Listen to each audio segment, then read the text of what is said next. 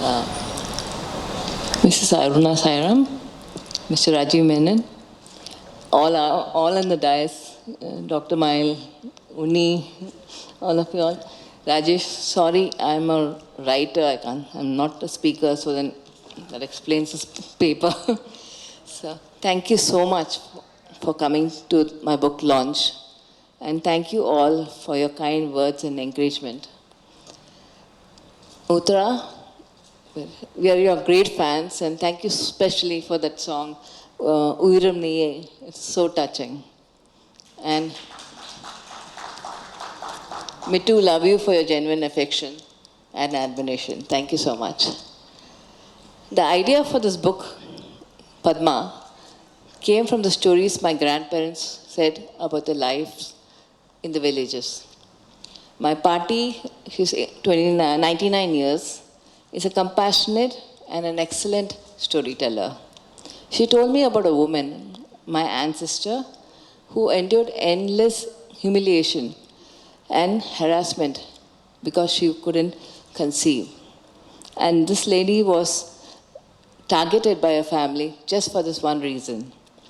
Both my grandmother and I felt that it was unfair to blame her for something that she could not, that was beyond her control. This was my inspiration to write Padma. I want to write a story imagining the pain and isolation such women would have felt and the impact it would have had on their lives and on their family. My initial plan was to write a story about a character, Padma, and her struggles with infertility, setting the story in 1900 Kerala. I mean Kerala because we are from Kerala, we are like basically Kerala Ayers, so that's the reference. I based the character of Padma on a mixture of personalities from our family that I heard of from my grandparents. The women in those times were homebound, yet alert and resourceful. I'll share one of the anecdotes that my grandmother had told. There was this woman who was traveling, again one of my ancestors, who was traveling first time in the train without a male companion, and by mistake her son put her on the wrong train traveling the opposite direction. This Pavam party had no money and a child to take care of. But this courageous lady managed to find help and returned home safely before her son realized his blunder. And I hope some of that presence of mind trickles down to this generation. I faced a lot of challenges while writing this book. One, of course, was time. While I managed to finish the first draft by 2014, my work and other responsibilities slowed the editing process.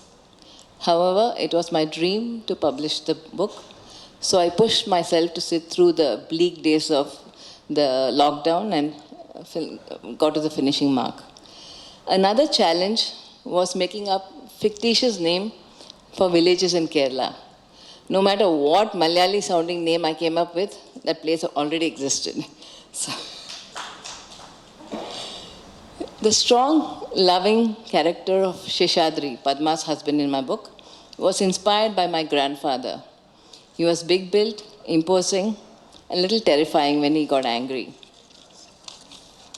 We used to call him Bam Boom because he had a loud voice.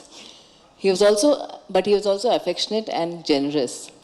And he had his own way of showing his love for my grandmother, which would actually embarrass her and make her blush. So, as I researched for my novel, I was a bit surprised that the taboo surrounding infertility still exists globally. One of the main reasons for the stigma is that the subject is not well understood or talked about. As a result, those struggling with the issue, especially women, struggle alone. At one end of the spectrum, there are people who pass snide remarks and judge the women for her lifestyle choices, even if the problem lies with the man or with both of them. While on the other hand, there are some of us, me included, who have become so conscious of saying something wrong or saying something hurtful that we quickly change the topic when this thing comes up. but our sympathetic expressions on our face could be equally damaging. So I added another character, Naina, set in present-day Mumbai, to make the story more relevant to the current times. While the problem these two women face are the same, the way it manifests in their lives, affecting them and their loved ones, are unique to their times. However, both are victims of patriarchy. For Padma, it was insults and accusations from jealous relatives who enforced unfair rules and societal standards on her. While Naina had a lot of resources at her disposal, a past secret seeped in misogyny threatened to be her undoing. While our society should be ideally supportive and non-judgmental, it's not always the case today, let alone in 1900s. So how can we help people like Padma and Naina, insensitively termed as barren, to move forward in life? Perhaps the only way is to look inwards and reflect on our own shortcomings and genuinely empathize with their struggles. Because when you understand a person, kindness follows. Here, I would like to quote a phrase from my book.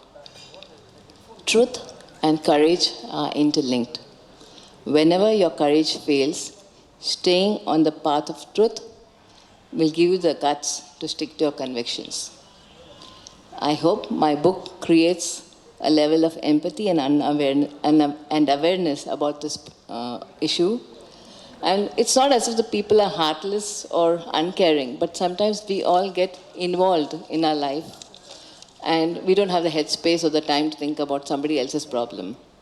If my novel leads to more discussions in public, encouraging people to share their pain, their experience, providing a path for others to follow, then in some way, some small way, I would feel I've done justice to the suffering of my ancestor and other women like her. Before I conclude, I'd like to thank my husband, Mahesh Swami, my daughter, MalaMahesh. Whether she's Dr. MalaMahesh, we like to say that. And my son, MalaMahesh, son-in-law, Ajay Desikan. I'm so fortunate to have your full support all the way from writing, editing, and now promoting Padma.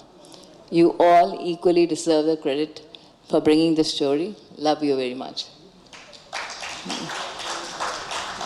I'm also thankful for P. Unnikrishnan, we call Unni, Uttara Unnikrishnan, Team Silver Tree, who worked along with Mahesh to make this Chennai launch a success.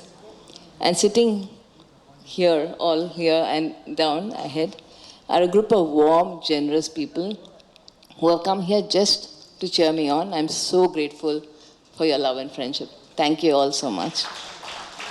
Please join me in giving my friends and family a big hand. I hope you all enjoy your journey with Padma and Naina, and I look forward to hearing your thoughts. Thank you very much, and have a good evening. Thank you.